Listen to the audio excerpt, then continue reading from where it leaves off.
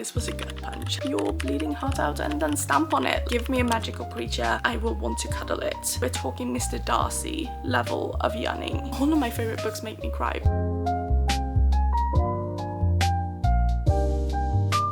Hello my loves, if you're new here, my name is Lily. I am an anxious girl who loves to read, and if you're not new here, then welcome back. If you're also not new here, you can see there's been a little bit of a change. I cut my hair today, the day that I am filming this on, and I'm loving the new style, entering the new year with a fresh new hairstyle, new me, all of that fun stuff.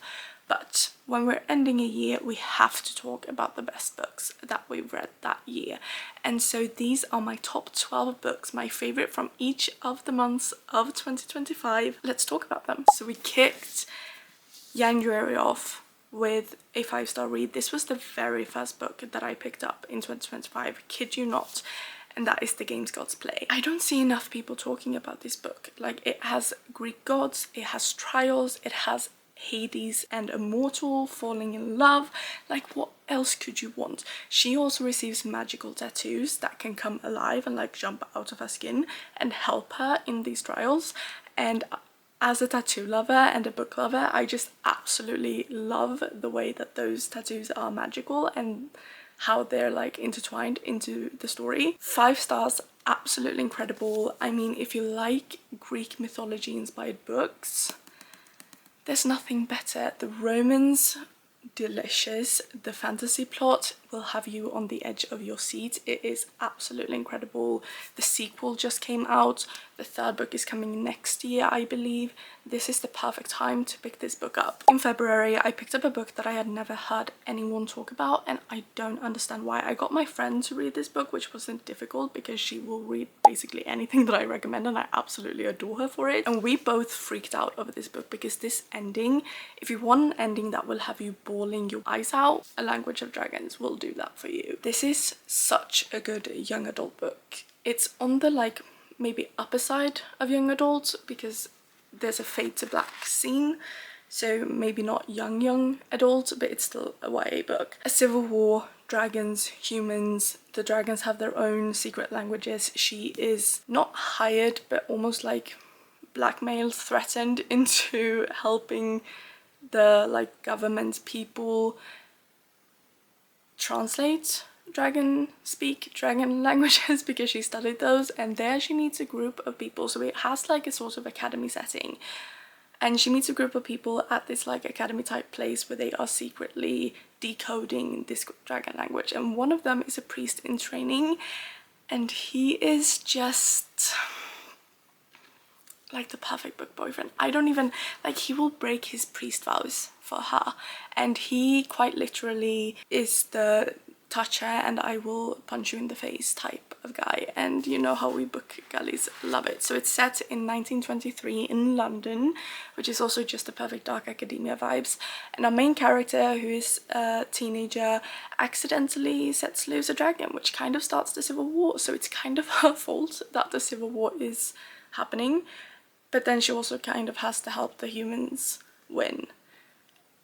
And it's so good. It's so good. I'm doing a shit job explaining it. The 2nd book comes out in 2026. I definitely need to reread this one because I kid you not, I sat crying my little eyes out when I finished this book. Like, the ending, you'll never see coming. On to March. I have the book physically, but it's at the very top of my bookshelves where I can't reach, so I'm not bringing it down. But Sunrise on the Reaping. I couldn't choose any other book to be my favorite book this month. Like, this was a gut punch. I mean, you've probably heard about the Hunger Games. I am afraid to say that Sunrise on the Reaping is worse. Like, it will shatter your entire soul. So if you want to be a broken pile of skin and bones on the floor, then pick this book up because it will rip your bleeding heart out and then stamp on it like 1,000 times over. But it was so good. Like, the commentary on our world and the like parallels to our world and the issues that it mirrors, it does it beautifully. Suzanne Collins is an absolutely incredible writer. She is one of the best authors of our age, I believe, and just getting Hamish's story and all of the connections that you can make to the Hunger Games books, and the movie Sunrise on the Reaping is coming out in 2026. So if you have not read this book yet, you absolutely must before the movie comes out, because I mean, you'll be fearing for your life like I am with the movie, but it's also just gonna make the experience so much better. So just pick it up. And then we're on to April, which was a less heart-wrenching month, and it's also our first romance book, which is Emily Henry's Great Big Beautiful Life. This might be controversial, but this was the best book that I read in April, right? January, February, March, April. Yes, April. A lot of people had very different opinions about this book. Some absolutely loved it, some did not like it and thought it wasn't as good as Emily's previous books. I loved this new style of writing to Emily. Like, it's very much still Emily Henry writing. It's familiar in that way. It's very much her voice, but it's a slightly different concept from her previous books. So it stands out a bit from her, what's it called? Literary or from her book pile, pretty much. But I love the like old school Hollywood vibes. I love the dual stories that were happening, and just the romance between the FMC and the love interest, and the plot twist. Like, Emily Henry never fails to pull on my heartstrings, and she pulled hard with this one. So this was like, this felt like, you know, when you listen to a Taylor Swift song, like, what song should we choose? Like Love of My Life / Loss of My Life, or Peter, or any one of those, like, How Did It End, that are kind of like bittersweet. They're beautiful, but they also make you really sad, but it also like looks to the future for maybe a happier ending. Maybe those were poor examples, because those are not really happy songs, but just that feeling, that sensation of being like, this is making me tear up, this is really sad, but it's also just so darn beautiful that it still brings me joy. Does that make sense to anyone but me? I don't know, but it's just Emily Henry keeps doing it, and I will never not read an Emily Henry book. And I love this one. In May we read, or I read, not we, maybe you didn't read it, but I did. Probably my most anticipated read of 2025, but also the one that I went into it knowing that this is going to absolutely tear me apart inside. And I feel like I still haven't recovered from this book. Like, I reread this book series that it's a part of multiple times per year sometimes, ever since I picked it up for the first time. But since I read this one, I have not been able to reread the series, because it's too emotional. It hurts too much. I just can't do it. And that's Releasing 10 by Chloe Walsh. And going into it knowing what little we knew about Lissy's past. Lissy is the FMC. This is the 6th book in the Boys of Tommen series. I had to count them in my head how many there are. The Boys of Tommen series starts with Binding 13, Keeping 13. If you're anywhere on BookTok, you've probably seen these covers. You've probably heard about the books, whether you've read them or not.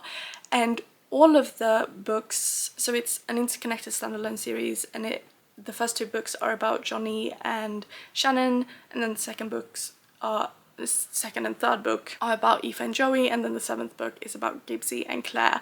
And this one we switch perspective again, and it's about Lissy and Hughie. Hughie was always my favourite boy, reading the previous Boys of Tommen books. Like, I love all of them, they're all my favourite, but just Hughie kept pulling my attention, and there was just something about him. And the same was with Lissy. Like, I knew there had to be more to Lissy's perspective, and I knew that her book would change the way we look at her in a lot of ways, because she's kind of like a little bit of not a villain, but a little bit of, she's portrayed as a little bit of a bad person in the other books from the other perspectives, because she's always angry, she's always acting out, she doesn't seem like a very good friend. A lot of people dislike Lissy. I could always feel like there was deeper wounds in her, and I could recognize myself a little bit in her.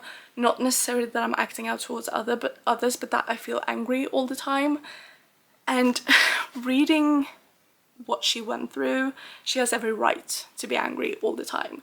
And even though our stories are very, very different, and what I experienced is nothing like what Lissy experienced, a lot of the same the emotions that she describes and the things that she feels, and towards herself and towards the rest of the world, I saw a lot of myself in. And this was, it hurt reading it. Like, I cried from page 1 to page whatever the last page is, but it was also extremely healing, which is why I'm a little bit scared of going into it again and picking it up again, because I'm not sure if it's, since the first time I saw healing, I don't know if the second time would just rip me apart again, or if it would somehow manage to heal me even further.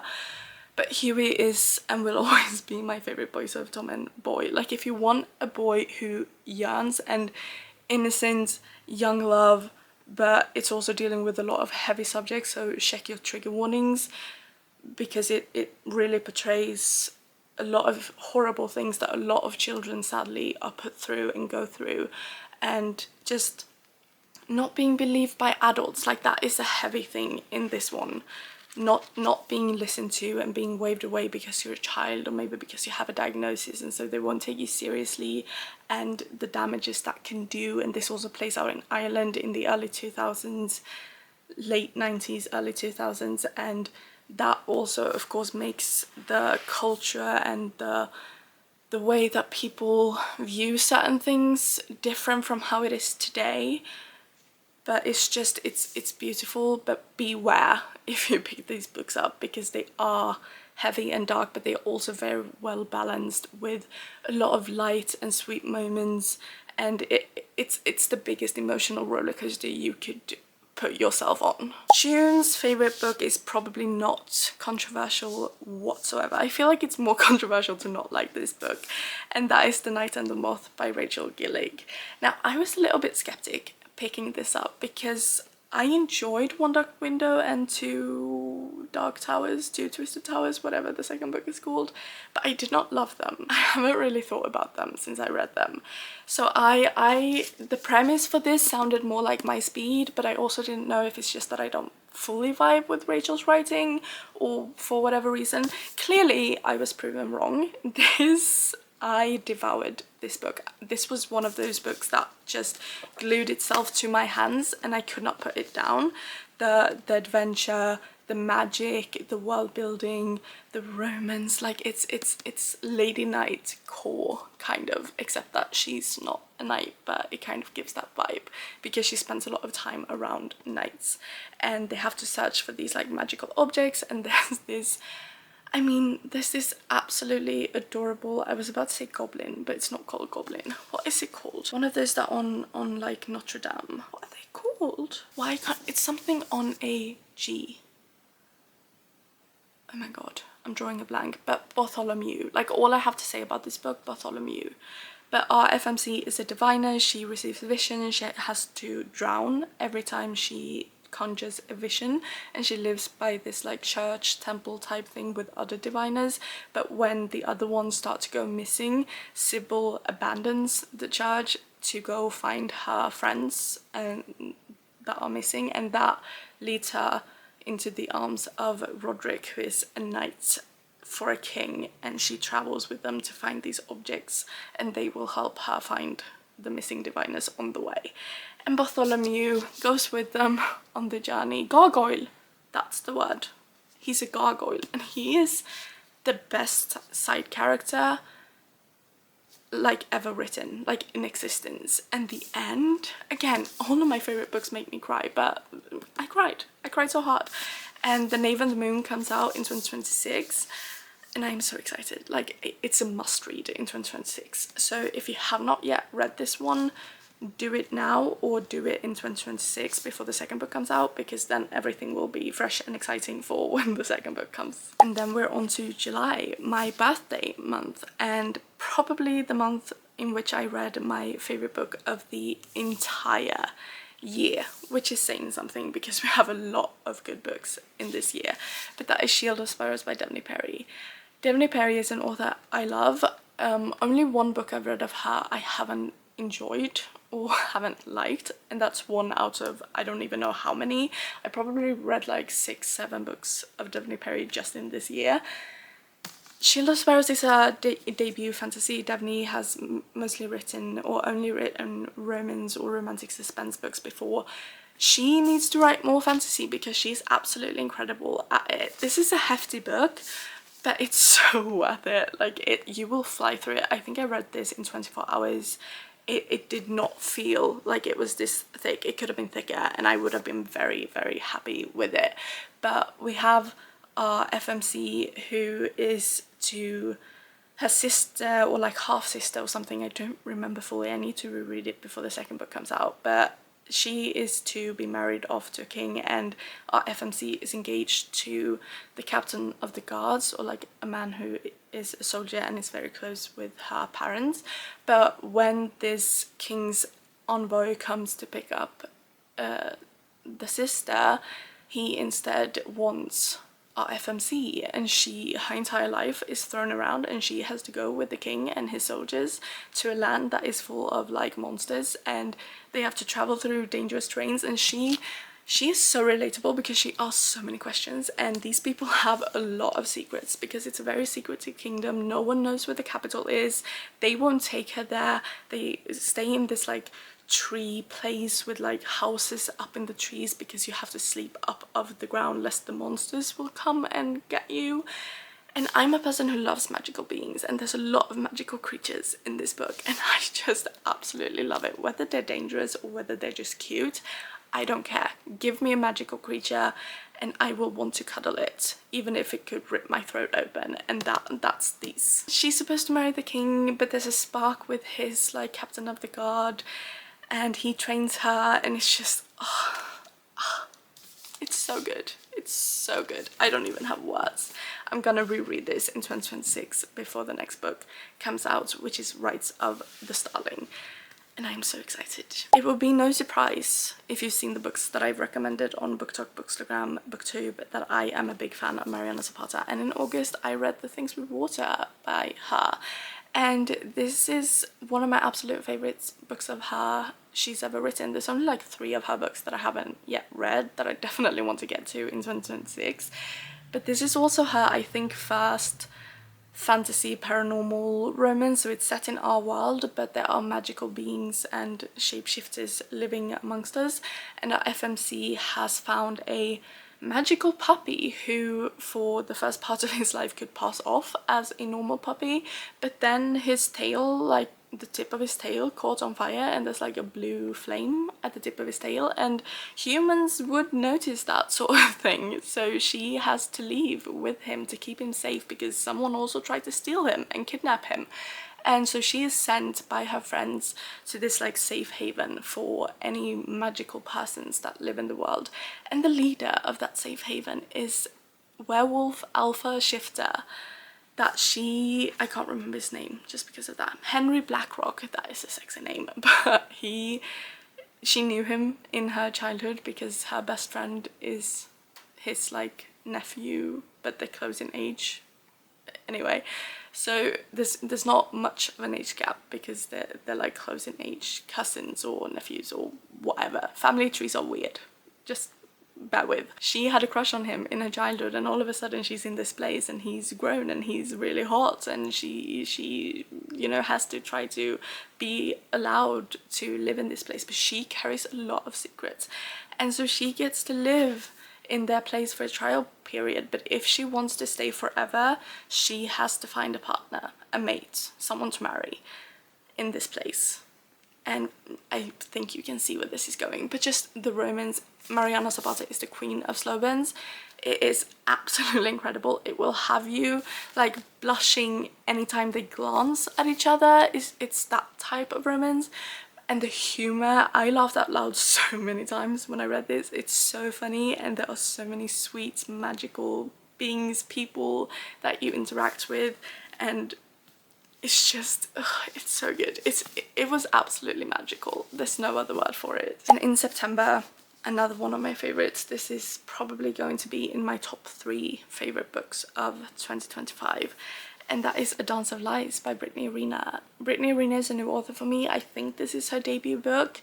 She became an instant buy author for me. I don't care if this is the only book she's written so far. I pray that she's gonna write hundreds more, because this was just absolutely incredible. This is one of those books where you don't fully know who the love interest is going into it. It's also a slow burn. It has yearning and tension, and FMC is a dancer for one king, and he has kept her imprisoned for a murder that she did not commit. He lets her out and says, go to this gathering where all of the kingdom's rulers will be, spy on this certain person for me, who also happens to be this king's brother, another king of another territory, and if you succeed with everything that I demand of you to do, I will let you go free after this is done. So she has to go into this gathering as a performer, as a dancer, but she has been kept imprisoned. She is hurt, she has been malnourished, her bones have been twisted and chained, and her body's not the same as it used to be. So it also has really good chronic illness representation, and just this chemistry with the main dancer that she has to dance a lot with. And I love dance, so I love like the dance in this. It's not written in a boring way. It's made very beautiful and very adventurous, and there's these like big huge performances that are just absolutely stunning, and magic's like a part of it, in like not the typical magical way, like magic, but like magic that they create with what they show and what they use, and outfits and lights and, you know, all of that stuff. And then there's of course a lot of things that happen with this king that she has to spy on, because there may be some chemistry there too. And at one point they're in a brothel together spying on someone else, and they are almost discovered, so they have to fake, you know, doing what people do in brothels to not be discovered. And it's just like, he literally lifts her onto a railing and says, you are art. How could you not want to read that? Like, he will be your new favorite book boyfriend, I swear to you. And then in October I read a book during a 24-hour readathon. That was an easy 5-star, and that is Seventh of Earth by Sarah Hawley. This gave me OG Book Talk vibes. This is like The Cruel Prince meets ACOTAR meets something new, something different. So FMC is a human. She has a best friend who is picked for this, like, not sacrifice, but like they pick certain women in their town to be sent across this bog to live in the Feylands as an offering to the Fey to keep the peace. And there are many stories about how these human women are like blessed, and that they live the best life that they can in these Feylands. This woman, FMC, like doesn't really buy it. She doesn't want to be chosen. Her best friend is, so she decides to follow her best friend to keep her safe.